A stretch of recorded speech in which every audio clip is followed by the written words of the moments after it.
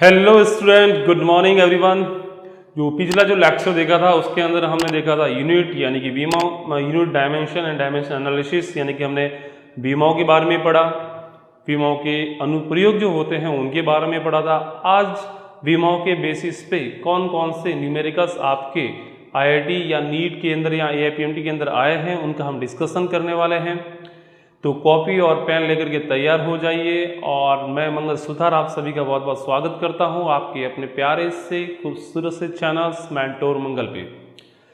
तो चलिए आज स्टार्ट करते हैं। क्वेश्चन नंबर 1, आपको एक क्वेश्चन आया था, वो आया था, एक मिनट में देख लेता हूं सवाल क्या था। ठीक है बेटा, 2 मिनट वेट करना है ना। सवाल दिया हुआ था, वो था कि यदि ऊर्जा, सवाल था बेटा वो था कि यदि ऊर्जा E, ठीक है ना, यदि ऊर्जा E, क्वेश्चन दिया हुआ था कि यदि ऊर्जा E वेग V तथा समय T को मूल राशियां मानी जाए,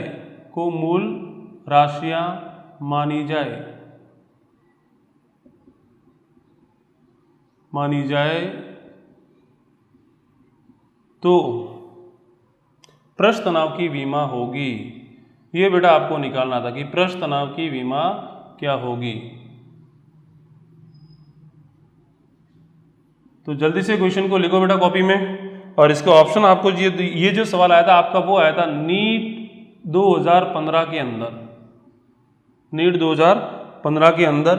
और क्वेश्चन जो बेटा दिया गया था वो दिया गया था, इसके जो ऑप्शन दिए हुए थे वो दिया गया था E की पावर 1, V की पावर -2, T की पावर -1। एक ऑप्शन बेटा दिया गया था, वो दिया गया था E की पावर 1, V की पावर -1, T की पावर -2।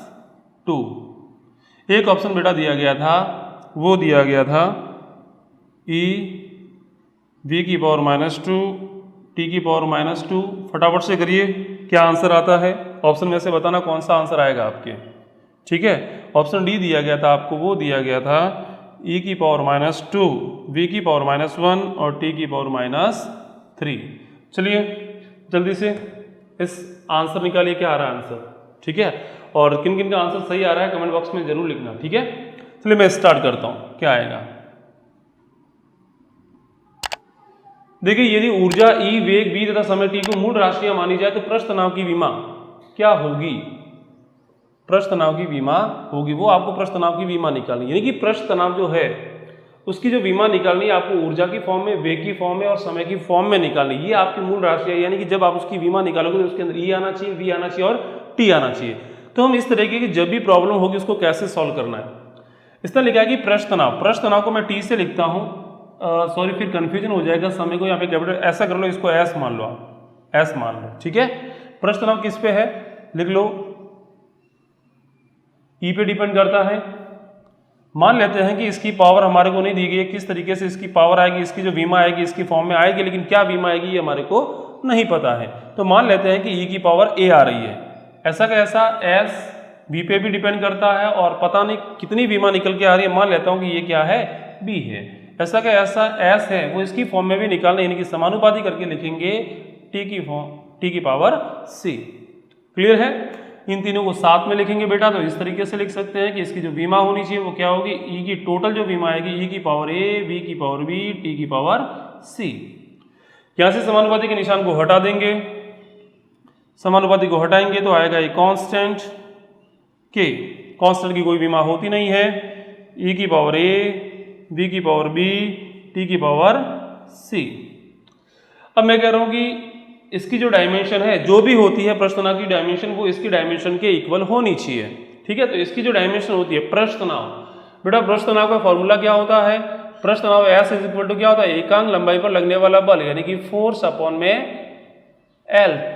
यानी कि यहां से S की जो बीमा निकालोगे, फोर्स की जो बीमा होती है, ठीक है, वो होती है M1 L1 T -2, और यहां से हो जाएगा हमारे पास में L, L1 से L1 कैंसिल हो जाता है तो आता है M1 L0 T-2, यानी कि पृष्ठ तनाव की जो विमा होती है वो बेटा कितनी होती है, वो विमा होती है M1 L0 T-2 is equal to, इसकी विमा और इसकी विमा बराबर होनी चाहिए, यानी कि इसकी जो विमा होगी एनर्जी है, एनर्जी की जो डायमेंशन होगी वो क्या होगी बेटा, एनर्जी की जो डायमेंशन होती है वो बेटा आपने जो पिछला जो लेक्चर है उसके अंदर मैंने आपको करवाया भी था, M1 L2 T-2 होता है। यदि आपने उस वीडियो को नहीं देखा है, डिस्क्रिप्शन बॉक्स के अंदर उसकी लिंक दे रखी है, वहां से आप उस वीडियो को देख सकते हो और अच्छे से समझ में आएगा। M1 L2 T-2, इसकी पावर कितनी दे रखी है बेटा, A दी हुई है ना। ऐसा करते हैं, इसको तीनों को अलग अलग लेते हैं, इसकी पावर दी हुई है A। अब वेलोसिटी है, ये क्या है, V क्या है, वेलोसिटी है। वेलोसिटी की डायमेंशन क्या होती है, L1 T-1, तो L1 T-1 पावर क्या है, B है। और यहाँ पे क्या है, टाइम, और टाइम की डायमेंशन क्या होती है, T1, तो इसकी जो पावर है वो C है। इसको सॉल्व करना है, इसको सॉल्व करेंगे, M1 L0 T-2 is equal to, देखिए यहाँ पर क्या है, 1 है, 1 का मल्टीप्लाई A से करेंगे तो क्या आएगा, MA, ठीक है। यहाँ पे क्या दिया हुआ बेटा, 2 दिया हुआ, इससे मल्टीप्लाई करेंगे तो क्या आएगा, L2A आ जाएगा। यहाँ पे क्या दिया हुआ, T-2, इसका मल्टीप्लाई A से करेंगे तो क्या आएगा, T-2A आ जाएगा। यहाँ पे क्या है, 1 का मल्टीप्लाई B से करेंगे तो क्या आएगा, LB, T का मल्टीप्लाई से करेंगे तो क्या आएगा, T की पावर माइनस B। यहाँ पे क्या है, T की पावर 1 है और यहाँ पे C है तो क्या आ जाएगा, T की पावर C। इस तरीके से हमारे पास में बेटा आंसर निकल के आ जाएगा ये। अब देखिए M की पावर कितनी है, A, L की पावर यहाँ पे कितनी है, 2A, और यहाँ पर L की पावर कितनी है, B। दोनों क्या हो जाएगी, बेस समान होने, यानी कि आधार समान होने पर घातें जुड़ जाएगी, 2A और ये दोनों जुड़ जाएगी और T की जो पावर है वो आपस में जुड़ जाएगी। तो फाइनली यहाँ से जो मिलेगा हमारे को वो ये मिलेगा बेटा, यहाँ से जो मिलने वाला है वो ये मिलेगा यहाँ से, ठीक है, वो मिलेगा M1 L0 T-2 is equal to M की पावर A, L2A, और ये हो गया L की पावर 2A प्लस B। यहाँ पे हो जाएगा T की power minus 2A plus C, minus 2A plus C, ये आ जाएगा, ठीक है ना, सही है ना, ठीक है। अच्छा, T एक यहाँ पर और भी है, यानी कि माइनस B भी आएगा इसके साथ में, है ना, एक T और भी है, माइनस B प्लस C हो जाएगा, ये हो गया, क्लियर है। इसको कंपेयर कर दो, अब यहाँ पर M की पावर 1 है तो यहाँ पर भी M की पावर क्या होनी चाहिए, 1 होनी चाहिए, यानी कि A की वैल्यू बेटा क्या निकल के आ गई, 1 निकल के आ गई, A की वैल्यू निकल गई है। फिर देखो यहाँ पर क्या है, 2A प्लस B, यहाँ पर वैल्यू कितनी है, 0 है, तो यहाँ पर भी क्या होना चाहिए था, 0 होना चाहिए था, यानी कि यहाँ पर अपन लिखेंगे 2A plus B is equal to क्या होना चाहिए, 0 होना चाहिए, ठीक है। तो यहाँ से B हमारे को निकालना है, तो B बराबर क्या आएगा, माइनस 2A और B is equal to minus 2। A की वैल्यू कितनी आई है, 1, 1 का मल्टीप्लाई करेंगे तो B की वैल्यू कितनी निकल के आ जाएगी बेटा, माइनस 2 निकल के आ जाएगी, क्लियर है। तो ये B निकल के आ गया, A निकल गया है, B निकल गया है, तो यहाँ से हम C भी निकाल सकते हैं। देखो यहाँ पे T की पावर माइनस 2 है तो यहाँ पर भी ये पूरी वैल्यू कितनी होनी चाहिए, माइनस 2 होनी चाहिए, minus 2A minus B plus C is equal to minus 2।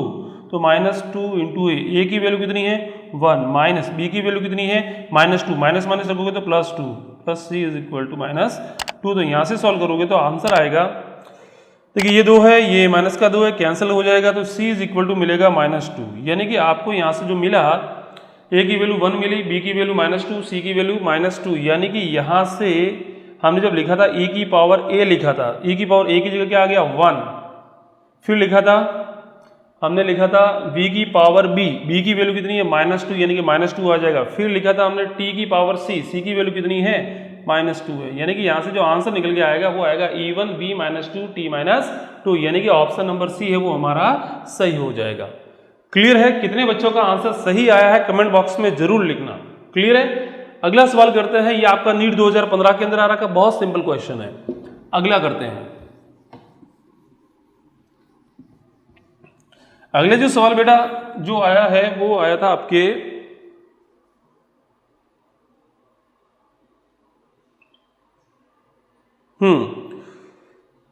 AIPMT 2014 के अंदर आ रखा सवाल है।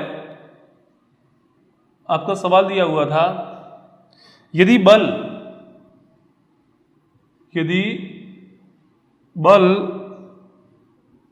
F, वेग v तथा समय t को मूल मात्रक माना जाए,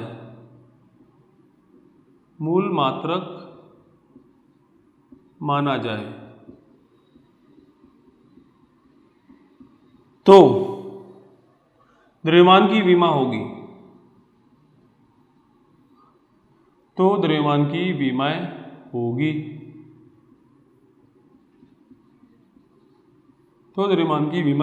क्या होगी? ऑप्शन दिया हुआ है आपको, option number A F1 V1 T-1,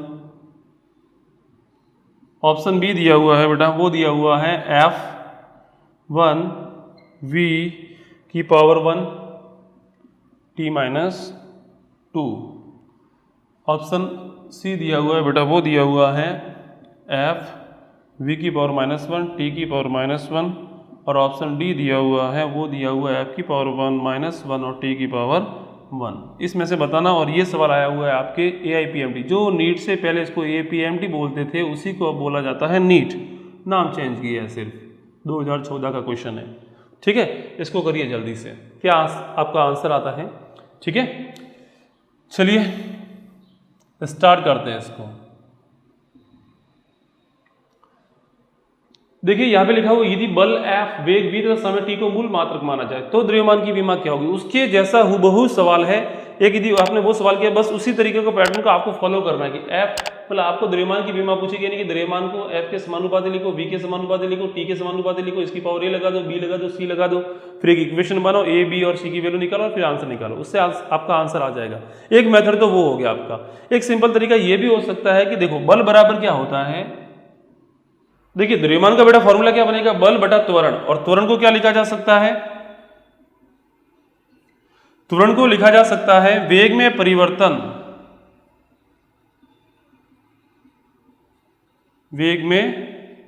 परिवर्तन बटा समय। समय ऊपर चला जाएगा, बटा में लिखेंगे तो, यानी कि ये तो हो गया वेग, ये हो गया बल और ये हो गया समय। इसने ये पूछा समय, वेग और बल के रूप में लिखना था, यानी कि मैं इसकी विमा लिखूंगा। देखो बल की विमा को मैं F मान लेता हूं, तो मैं लिखूंगा F कितनी बार आ रहा है बल? एक बार। समय कितनी बार आ रहा है? एक बार, तो लिखूंगा T1। वेग भी कितनी बार आ रहा है? एक बार आ रहा है, लेकिन नीचे आ रहा है, ऊपर भेजोगे तो क्या हो जाएगा? -1 हो जाएगा, यानी कि आंसर आएगा ये वाला F1 V -1 T1। यानी कि यहां पर जो ऑप्शन दिया हुआ है हमारा, वो ऑप्शन कौन सा सही है? एक बार ऑप्शन चेक कर लेते हैं अपन, है ना। F1 V -1 T1, यानी कि ऑप्शन नंबर डी है वो हमारा सही हो जाएगा। क्लियर है? कितने बच्चों का आंसर सही आया कमेंट बॉक्स में जरूर लिखना। क्लियर है? अब मैं जो पिछला वाला जो मेथड बताया था मैंने, उसी मेथड से इस वाले सवाल को मैं करने वाला हूं। ठीक है, उसी मेथड से इस सवाल को करता हूं, देखते हैं क्या उससे भी आंसर यही आएगा क्या। चलिए वही तरीका आपको फॉलो करना है। क्या तरीका क्या है हमारा? तरीका वही होना चाहिए कि F किस पे डिपेंड कर रहा है, मतलब सॉरी द्रव्यमान M से लिख लेता हूं, बल पे डिपेंड कर रहा है। अब पावर पता नहीं बल पे डिपेंड कर रहा है, लेकिन उसकी पावर कितनी आ रही है वो हमारे को पता नहीं है, तो लिख लेते हैं A। M किस पे डिपेंड कर रहा है? और वेग पे, मान लेते हैं B। M किस पे डिपेंड कर रहा है बेटा? टाइम पे, मान लेते हैं C। तीनों को साथ में लिखोगे तो क्या लिखोगे? M प्रोपोर्शनल F की पावर A, V की पावर B, T की पावर C। क्लियर है? ठीक है। अब यहाँ से समानुपाती को हटाएंगे तो एक कांस्टेंट निकल के आएगा बेटा। यहाँ पे कांस्टेंट जो निकल के आएगा वो हमारा निकल के आएगा, एक बार इंक पढ़ लेता हूँ, ठीक है ना। हाँ, यहाँ से लिखेंगे M, इस यहाँ से समानुपाती घटाएंगे कांस्टेंट मिलेगा, तो यहाँ पे लिखेंगे F की पावर A, V की पावर B, T की पावर C। यहाँ से जो M की डायमेंशन होगी वही डायमेंशन इनकी भी होनी चाहिए। M की डायमेंशन क्या होगी? M की डायमेंशन होगी M1 S0 T0। क्लियर? क्योंकि इसमें लंबाई तो होगी नहीं और टाइम भी नहीं होगा। ठीक है, कांस्टेंट जो होता है उसकी कोई डायमेंशन नहीं होती। F की डायमेंशन क्या होती है बेटा? F की जो डायमेंशन होती है, बल की डायमेंशन, वो आपको याद होनी चाहिए। अब तो सारी डायमेंशन आपको निकालनी आनी चाहिए। M1 L1 T-2 की पावर कितनी है? A। वेलोसिटी क्या होता है? L1 T-1, पावर कितनी है? B। और टाइम की कितनी हो जाएगी t1c। अरे टाइम की डायमेंशन t1 होती है, वेग की जो होती है L1 t-1। यहाँ से सॉल्व करते हैं इसको, m1 s0 t0। यहाँ पर m की पावर a है तो लिखेंगे m की पावर a, यहाँ पे l की पावर a है, यहाँ पे l की पावर क्या हो जाएगी b, यानी कि l की पावर a प्लस b हो जाएगी। यहाँ पे -2 है, यहाँ पे -b है और यहाँ पे c है, तो यहाँ पे आ जाएगा -2a plus -b plus c आ जाएगा। क्लियर है? ठीक है, m की पावर a हो गया, l की पावर a प्लस b हो गया, t की पावर -2a हो गया, -b प्लस c हो गया। इसको सोल्व करते हैं। देखिए ये वाली डायमेंशन और ये वाली डायमेंशन तभी इक्वल हो सकती है जब इधर वाली वैल्यू और इधर वाली वैल्यू सेम हो, यानी कि यहाँ पर m की पावर 1 है तो यहाँ पर भी m की पावर 1 होनी चाहिए, यानी कि a की वैल्यू क्या निकल के आ जाएगी बेटा, 1 निकल के आ जाएगी। क्लियर है? फिर यहाँ पे l की पावर 0 है तो यहाँ पर भी l की पावर क्या होनी चाहिए, 0 होनी चाहिए, यानी कि a प्लस b की वैल्यू कितनी होनी चाहिए, 0 होनी चाहिए। a प्लस b की वैल्यू 0 होनी चाहिए, a कितना है 1 है, 1 इधर जाएगा तो b की वैल्यू क्या निकल के आएगी, -1, b की वैल्यू निकल के आ गई -1। फिर हमारे पास में -2a -b, यानी कि यहाँ पे दिया हुआ है -2a -b plus c is equal to, यहाँ पर जो दिया हुआ है वो 0 के इक्वल होना चाहिए, तो 0 के इक्वल करो, -2, a की वैल्यू कितनी 1, -b की वैल्यू कितनी प्लस 1 हो जाएगा, c इज इक्वल टू 0। यहाँ पे -2 है, +1 -2 प्लस 1 कितना हो गया, प्लस का 1 इधर भेजा तो c इज इक्वल टू 1, यानी कि a की वैल्यू कितनी आ गई 1, b की वैल्यू -1, c की वैल्यू कितनी हो गई 1। यहाँ पर जब आप रखोगे तो यहाँ से जो डायमेंशन निकलेगी m की डायमेंशन जो आ जाएगी, यानी कि f की पावर क्या मिलेगी हमारे को 1, फिर v की पावर b है, b की वैल्यू कितनी आई -1, फिर है t की पावर c की वैल्यू कितनी है 1, यानी कि हमारे पास में जो ऑप्शन है ये कौन से ऑप्शन में दिख रहा है बेटा आपको, d वाले ऑप्शन में दिख रहा है, यानी कि d ऑप्शन जो इसका होगा वो सही होगा। तो ये आपको जो पूछा गया था, मतलब बहुत सिंपल क्वेश्चन है, यदि आपको एक ही मेथड को फॉलो करना है इसके अंदर, ठीक है। तो आई होप आपको ये सवाल अच्छे से समझ में आ गया। नेक्स्ट क्वेश्चन करते हैं बेटा, इसे रब कर दो, क्या लिख दिया गया कॉपी के अंदर, ठीक है। अगले सवाल को करते हैं।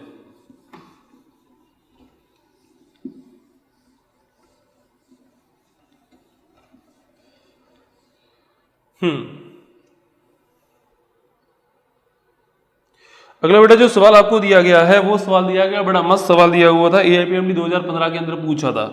सवाल था किसी नलिका से बहने वाले द्रव के क्रांतिक वेग Vc की विमाओं को, एक क्रांतिक वेग है Vc, क्रांतिक वेग Vc की विमाओं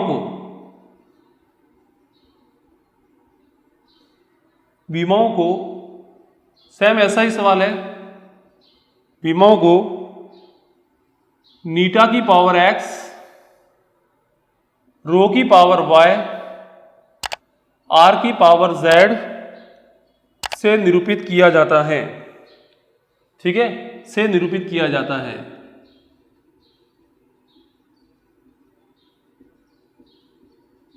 से निरूपित किया जाता है, जहां आपको दिया हुआ है नीटा श्यानता गुणांक, नीटा बेटा क्या दे रखा है श्यानता गुणांक, आपको रो क्या दिया हुआ है घनत्व, रो क्या बेटा घनत्व, तथा आर क्या है यहाँ पे नलिका की त्रिज्या है, आर क्या है नलिका की त्रिज्या है। तो x, y तथा z का मान है, तो x, y तथा z का मान है, ये आपको निकालना है, x तथा y तथा z का मान है। ऑप्शन आपको यहाँ पे दिया हुआ है, ऑप्शन नंबर ए वो दिया हुआ है 1, -1, -1। ऑप्शन बी दिया हुआ है बेटा, वो दिया हुआ है -1, -1, 1। ऑप्शन सी दिया हुआ है, वो दिया हुआ है -1, -1 और -1, और ऑप्शन डी जो दिया हुआ है 1, 1, 1 दिया गया। इन ऑप्शन में से आपको चेक करना है कि कौन सा ऑप्शन सही है, ठीक है। देखिए आपको दिया हुआ है क्रांतिक वेग Vc की विमाओं को इस तरीके से निरूपित किया जाता है कि इसकी जो डायमेंशन निकल के आ रही है वो ये निकल के आ रही है। क्लियर है? यानी कि जो क्रांतिक वेग होता है उसकी डायमेंशन को लिखो, उसकी डायमेंशन को इसकी डायमेंशन के इक्वल होनी चाहिए। क्लियर है? तो हम लिखेंगे क्रांतिक वेग की विमा। अब क्रांतिक वेग हो प्लस नॉर्मल सा वेग हो, अरे वेग है, ये भी क्या है, वेग है, और वेग की विमा कितनी होती है L1t-1, जिसके अंदर m क्या होता है 0, यानी कि हम लिख सकते हैं m की पावर 0 L1t-1। क्लियर है। और यहाँ पे बेटा दिया हुआ है, यहाँ पे घनत्व दिया गया है और त्रिज्या दे रखी है। घनत्व की विमा क्या होती है, घनत्व यानी कि रो की विमा, रो की विमा क्या होती है, वो होती है बेटा, रो का फॉर्मूला क्या होता है, घनत्व बराबर क्या होता है, द्रव्यमान बट्टा आयतन, यानी कि m1 लंबाई उसमें होती नहीं, लंबाई हो जाएगी L-3 और टाइम होता नहीं है उसमें t0। एक आपको बेटा दी गई है त्रिज्या, त्रिज्या की विमा क्या होती है, त्रिज्या क्या है, एक टाइप की बेटा लंबाई है, लंबाई के अंदर सिर्फ लंबाई आएगी, m0 रहेगा t0 रहेगा, यानी कि m0 लंबाई कितनी बार होगी, एक बार, त्रिज्या कितनी है, एक बार ही है ना, तो t0। और एक बेटा हमारे को दिया गया है श्यानता गुणांक। आपको श्यानता गुणांक की विमा याद है तो बढ़िया है, गुणांक आपको याद है तो बढ़िया है, ठीक है ना, नहीं याद है तो अपन निकाल भी सकते हैं। कैसे निकालेंगे, इसके लिए आपको एक फॉर्मूला याद होना चाहिए बेटा। यदि श्यानता गुणांक रो की आप मतलब श्यानता गुणांक आपको नीटा दिया गया है, उसकी आपको विमा निकालनी है, ठीक है, श्यानता गुणांक आपको नीटा की विमा निकालनी है। यदि आपको फॉर्मूला पता है तो आप फॉर्मूले से वहां से वैल्यू निकाल सकते हो, यदि आपको याद नहीं है तो आपको अभी आप बुक के अंदर से देख सकते हो कि उसकी जो डायमेंशन होती है वो होती है m1 L-1 t-1। तो यहाँ पे लिखेंगे m1 L-1 t-1। क्लियर है, ये इसकी डायमेंशन हो गई। अब इसी को फॉलो करना है, जो पिछला वाला जो मेथड है उसी को आपको फॉलो करना है। तो देखिए हम क्या करेंगे, हाँ इसकी जो डायमेंशन क्या है m0 L1 t-1, क्रांतिक वेग की विमा इसकी विमा के बराबर है, यानी कि इधर वाली विमा और इधर वाली विमा बराबर होनी चाहिए। अब नीटा की पावर x है और नीटा की विमा क्या होती है, नीटा की विमा ये रही m1 L-1 t-1 पावर क्या दी हुई है बेटा, x दी हुई है। फिर दिया हुआ है रो, रो की विमा क्या होती है m1 L-3 t की पावर 0, यहाँ पे क्या दिया हुआ है, y दिया हुआ है, और साथ में त्रिज्या दे रखी है, त्रिज्या की विमा क्या होगी m0 L1 t0, और यहाँ पे दिया हुआ है z। इसको सॉल्व करना है बेटा, ठीक है, तो इसको सॉल्व करते हैं। देखिए यहाँ पर बेटा क्या दिया हुआ x को 1 से मल्टीप्लाई करें m की पावर x, यहाँ पर क्या आएगा m की पावर y, और यहाँ पर क्या हो जाएगा m की पावर 0, यानी कि x यहाँ पर आएगा y यहाँ पर आएगा, दोनों जुड़ेंगे तो m की पावर क्या आ जाएगा x प्लस y आ जाएगा। क्लियर है, m की पावर क्या आ जाएगा x प्लस y आ जाएगा। फिर यहाँ पे दिया हुआ है l की पावर 1, यहाँ पर देखो l की पावर यहाँ से आ जाएगा -x और यहाँ से आ जाएगा -3y और यहाँ से आ जाएगा z, यानी कि जब घातें जुड़ेगी तो यहाँ से l का जो वैल्यू मिलेगा वो मिलेगा -x, यहाँ से मिलेगा -3y और यहाँ से मिलेगा z। फिर आते t पर, t की पावर क्या है, यहाँ पे -1 है, यहाँ पर देखो t की पावर -x, यहाँ पे t की पावर 0, यहाँ पर भी t की पावर 0, तो यहाँ से लिखेंगे अपन t की पावर क्या आ जाएगा -x आ जाएगा। क्लियर है, तो ये हमारे पास में इधर वैल्यू आ जाएगी। क्लियर। अब यहाँ पर देखिए ये वाली बीमा और ये वाली बीमा बराबर होनी चाहिए, मतलब यहाँ पर m की पावर 0 तो यहाँ पर भी m की पावर 0 होनी चाहिए, यानी कि x प्लस y की जो वैल्यू होनी चाहिए वो 0 के इक्वल होनी चाहिए। पहली बात तो ये क्लियर है। फिर यहाँ से देखते हैं, यहाँ पर l की पावर 1 है तो यहाँ पर भी l की पावर 1 होनी चाहिए, यानी कि -x -3y plus z is equal to क्या होना चाहिए 1 होना चाहिए। ऐसा का ऐसा t की पावर -1 है, यहाँ पर t की पावर -1 होना चाहिए, यानी कि -x है वो -1 के बराबर होना चाहिए। माइनस से माइनस कैंसिल हो गया तो x की वैल्यू क्या मिलेगी 1, x की वैल्यू आ गई हमारे पास में 1। अब x की वैल्यू 1 है तो यहाँ पे 1 रखोगे तो y की वैल्यू क्या मिलेगी -1 मिलेगी, -1 मिलेगी। क्लियर है, x मिल गया, y मिल गया, z यहाँ से मिल जाएगा। x की वैल्यू को 1 रखो तो -1, यहाँ पे माइनस माइनस प्लस रखोगे तो यानी कि ये माइनस माइनस प्लस यानी कि 3 में से 1 गया यानी कि 2 को आप इधर भेजोगे तो -2 हो जाएगा, यानी कि z इज इक्वल टू 1 -2, यानी कि z की वैल्यू कितनी हो जाएगी -1, यानी कि x कितना है 1, y कितना है -1, z कितना है -1, यानी कि ऑप्शन कौन सा है इसमें, ऑप्शन नंबर ए। ये जो ऑप्शन है हमारा वो सही हो जाएगा। क्लियर है? तो आई होप ये जो सवाल पूछा गया था वो AIPMT 2015 में पूछा गया था, AIPMT 2015 के अंदर। क्लियर है? आई होप आपको अच्छे से समझ में आ गया। तो इसके बेस पे और भी आपके सवाल दे रखे हैं। आपको यदि वीडियोस इससे संबंधित जो भी आपको न्यूमेरिकल्स प्रॉब्लम चाहिए तो आप लिंक के अंदर मेरा टेलीग्राम चैनल दे रखा है, वहाँ पे जाकर के टेलीग्राम चैनल को ज्वाइन कीजिए। वहाँ पे आपको PDF नोट्स भी मिल जाएंगे, आपको जो DPP डेली प्रैक्टिस प्रॉब्लम होती है वो भी आपको वहाँ पे मिल जाएगी, जो आपकी प्रैक्टिस करने में और आपका जो नीट के जो तैयारी करने में आपके लिए काफ़ी हेल्पफुल होगी, काफ़ी उपयोगी होगी। आज के लिए बस इतना ही। Thank you.